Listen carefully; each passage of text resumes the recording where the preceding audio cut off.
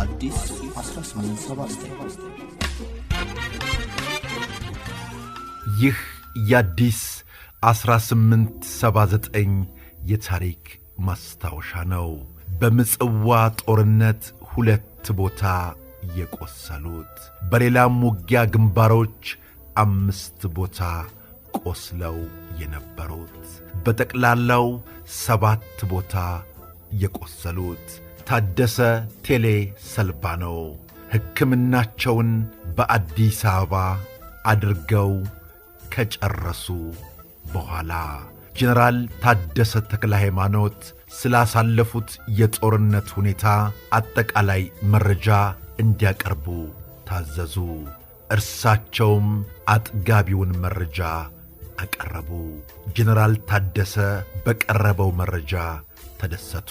በወቅቱ ታደሰ ቴሌ ያቀረቧቸው መረጃዎች የኢትዮጵያ መንግሥትና ሥርዓቱ የእርስ በርሱን ጦርነት ሕገወጥነት፣ የመፈንቅለ መንግሥት ሙከራ አጠቃላይ ሁኔታ፣ የኢሰፓና ደህንነቶች በሥልጣን መባለግ፣ የፕሬዝዳንት መንግሥቱ ዝንባሌና አመራሮች፣ ስለ አብዮታዊ ሰራዊትና ተቃዋሚ ቡድኖች የሚመለከቱ ነበሩ። መስከረም 8 ቀን 1983 ዓመተ ምህረት ጀነራል ታደሰ ተክለ ሃይማኖት ጽሕፈት ቤታቸው ጠርተው ፕሬዝዳንት መንግሥቱ ኃይለ ማርያም ሊያነጋግሯቸው ፕሮግራም እንደያዙና ለንግግሩም ራሳቸውን እንዲያዘጋጁ ነገሯቸው። ታደሰ ቴሌም ትዕዛዙን ከተቀበሉ በኋላ ጀነራል ታደሰን ጥያቄ ጠየቋቸው።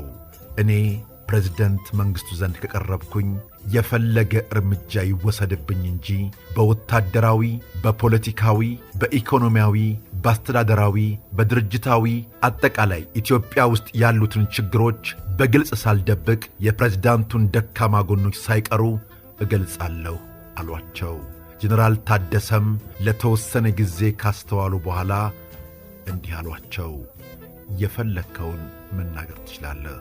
ጓድ ፕሬዝዳንት መንግሥቱም ሆኑ ሌላ የሚተናኮልህ የለም።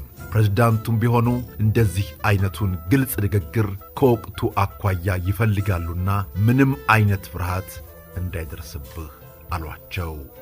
ታደሰ ቴሌም እንዲህ አሉ። የምፈልገውን የልቤን ከተናገርኩ ሐቁን ካወጣሁ ለሌሎች ኢትዮጵያኖች ይለፍላቸው እንጂ በዕለቱ ብገደልም ለሕይወቴ የምፈራው ነገር የለም። ከዚህ ሁሉ ጦርነት ከጠላት ተርፋ እዚህ የደረሰች ሕይወት በርሳቸው ቢጠፋ